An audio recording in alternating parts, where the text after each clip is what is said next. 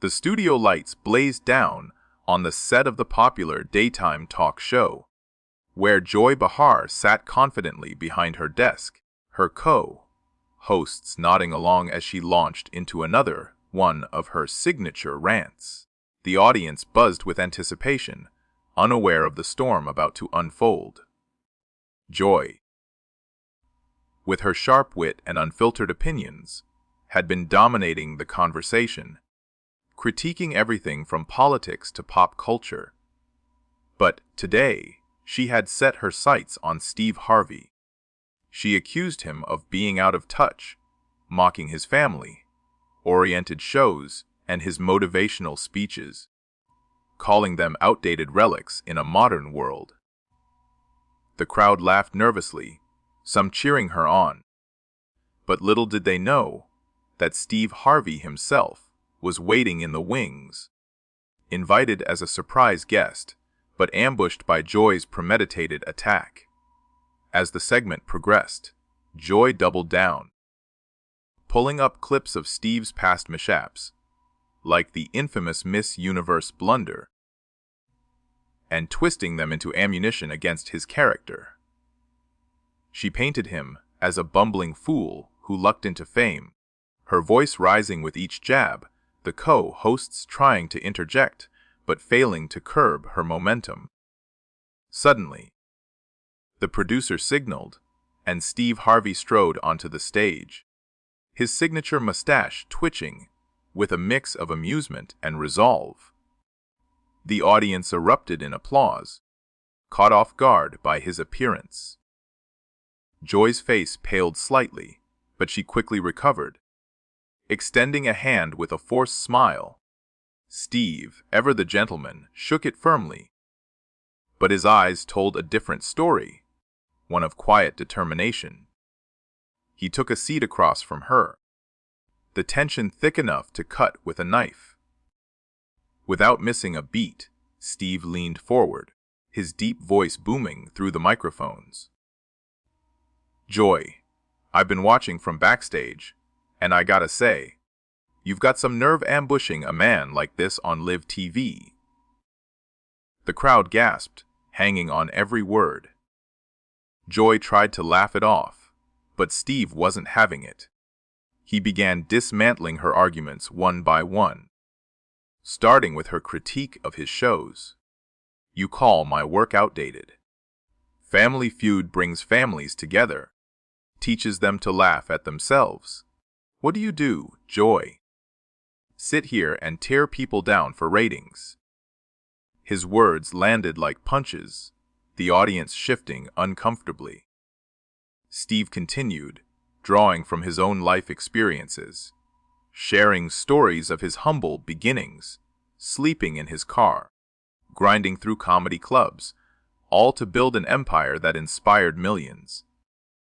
Joy interjected, trying to defend her stance, but Steve cut her off smoothly. "Hold on, sister.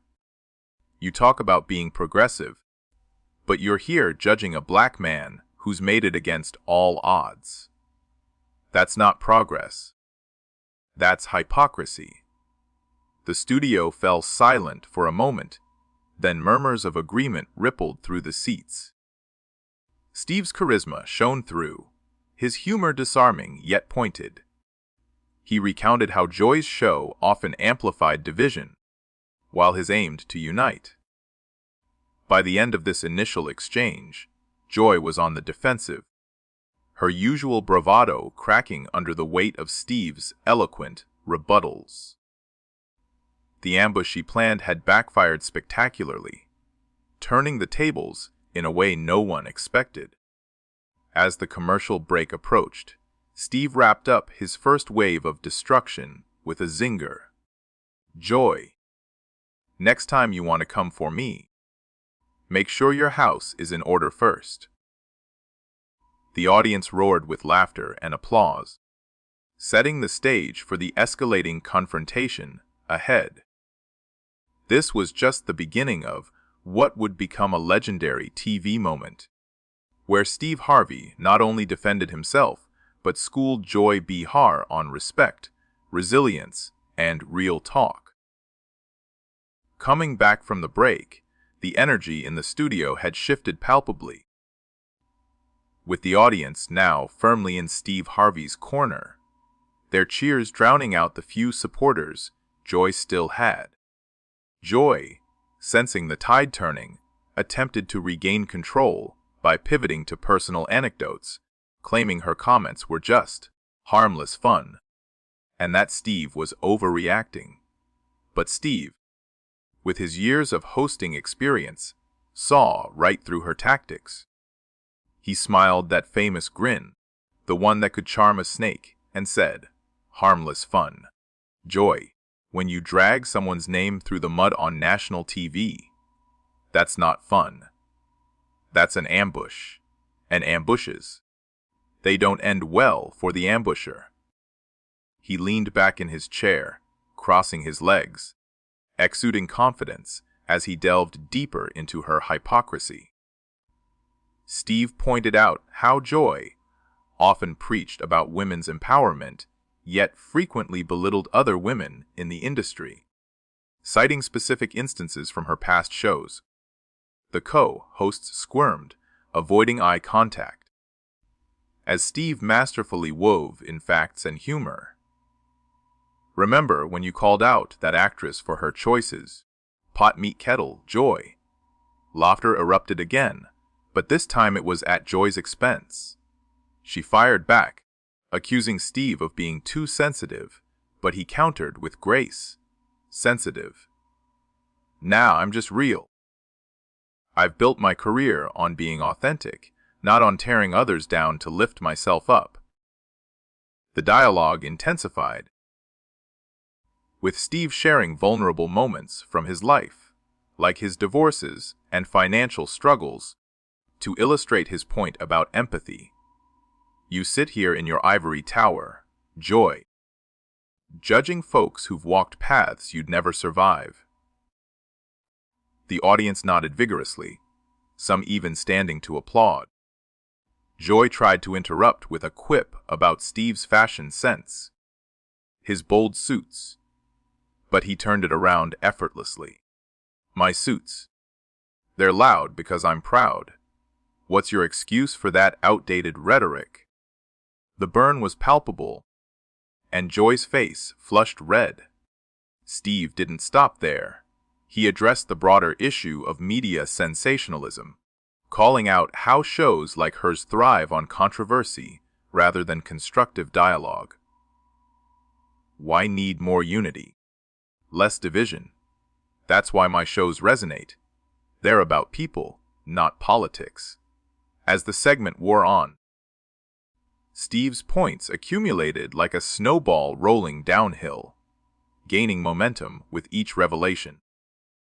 He brought up Joy's own controversies, from her blackface incident to her inflammatory comments on various topics, not to attack but to highlight the double standards. "If I did half of what you've said, I'd be canceled tomorrow. But you get a pass. Not today." The studio was electric, with producers scrambling to manage the time as the exchange stretched longer than planned. Joy's attempts to steer the conversation back to lighter topics failed miserably, as Steve kept bringing it home with wisdom and wit.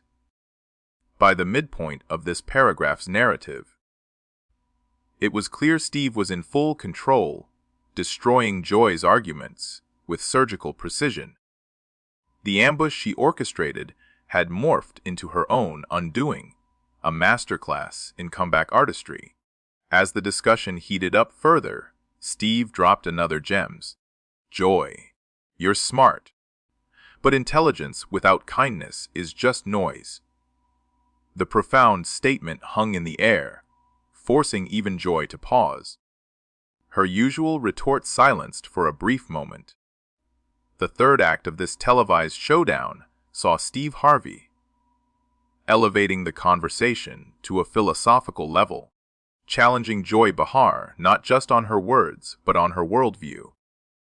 With the audience fully engaged, chanting, "Steve! Steve!" in between segments, Joy looked increasingly isolated on her own set. She tried to rally by bringing in her co-hosts for backup, but they hesitated, perhaps sensing the inevitable defeat. Steve, undeterred, pressed on. "Let's talk about respect, Joy. You ambushed me today, but I've come prepared with facts, not fiction." He proceeded to dismantle her earlier claims about his irrelevance, citing viewership numbers and awards that far surpassed her show's metrics. Family Feud is in over 100 countries. How many languages does your hot take translate to? The sarcasm was light but effective, drawing chuckles from the crowd. Joy countered by accusing him of playing the victim, but Steve flipped the script. "Victim, I'm a victor. Rose from nothing to something." While you've been coasting on controversy, he shared inspiring stories from fans who'd written to him about how his shows helped them through tough times, contrasting it with the divisive nature of Joy's platform. The emotional appeal resonated deeply, with some audience members tearing up. As the banter continued, Steve addressed the racial undertones in her critique, pointing out subtle biases in how black entertainers are judged compared to their white counterparts. "You call my humor corny? That's code for not fitting your mold." Joy denied it vehemently, but Steve's calm demeanor made her denials seem frantic. He then turned to humor to lighten the mood momentarily, mimicking Joy's exaggerated expressions, which had the audience in stitches. "See, Joy, that's how you poke fun without punching down." The lesson was clear, and Joy's frustration mounted. Producers whispered off stage, trying to wrap things up, but the ratings were skyrocketing, so they let it roll. Steve seized the opportunity to discuss broader societal issues, like mental health in the entertainment industry, sharing his own battles and criticizing how shows like hers exacerbate negativity. "We need healers, not haters." Joy attempted a comeback about Steve's multiple marriages, but he owned it. "Yeah, I've failed and learned. Have you?" The vulnerability disarmed her completely. By now, the destruction was methodical. Steve wasn't yelling, he was educating, entertaining, and enlightening all at once. The co-hosts finally chimed in, trying to mediate, but Steve politely shut them down. "This is between me and Joy. Y'all had your chance." The power dynamic had fully reversed, with Joy scrambling for coherent responses. As the paragraph builds to its climax, Steve delivered a series of rapid-fire truths about authenticity in media, ending with, "Joy, your ambush failed because truth always wins over tricks." The audience exploded in ovation, marking another layer of her brutal takedown.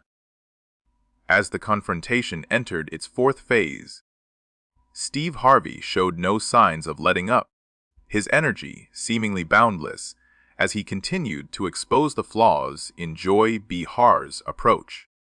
The studio atmosphere was charged, with social media already ablaze with clips of the exchange going viral.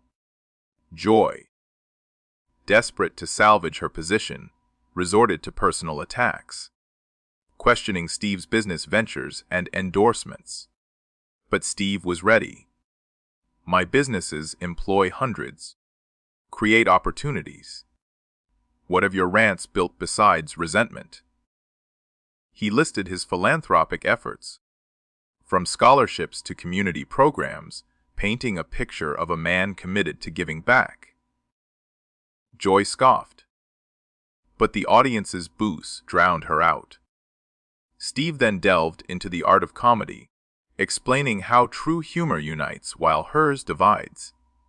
"I make people laugh with me, not at others." Demonstrating this, He told a quick anecdote about a family food moment that had everyone, including Joy's co-hosts, giggling despite themselves. The shift was masterful, turning potential hostility into shared amusement. Joy tried to pivot to politics, her comfort zone, but Steve steered clear. This ain't about parties, it's about people. And people deserve better than your biased barbs. His refusal to engage on her terms frustrated her further. As minutes ticked by, Steve highlighted the generational gap, noting how his appeal spans ages while hers feels stuck in the past. Kids watch my shows with grandparents. Unity across lines. Joy interrupted rudely, but Steve's poise remained intact. Interrupting. That's your style, but respect demands listening. The lesson stung, and Joy fell silent briefly. Building on this, Steve shared insights from his books on success, quoting himself, "Act like a success, think like a success." He contrasted it with Joy's negativity. "You act like a critic, think like a cynic." The philosophical jabs were landing hard, eroding her credibility. The co-hosts attempted to diffuse with jokes, but Steve incorporated them seamlessly, turning the panel against her subtly. By this point, the ambush's brutality was evident in Joy's demeanor. Her smiles forced, her responses clipped. Steve wrapped this segment with a call for better discourse. "Joy, let's elevate TV, not degrade it." The profound simplicity left her reeling, the audience applauding wildly as the destruction continued unabated.